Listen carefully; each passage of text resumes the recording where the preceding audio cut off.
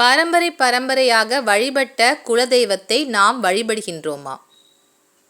இல்லை குலதெய்வம் கோபமாக இருக்கா? குலதெய்வத்தினுடைய தோஷத்திற்கு ஆளான ஜாதகமா? இதை எப்படி கணிக்கலாம்?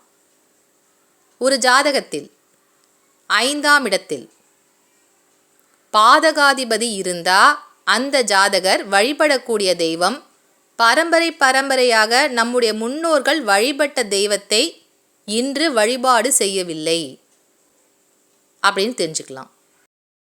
5ஆம் இடத்து அதிபதி பாதகஸ்தானத்தில் இருந்தாலும் நீங்கள் வழிபடக்கூடிய தெய்வம் பரம்பரையாக வழிபட்டு வந்த குலதெய்வம் என்பது கிடையாது.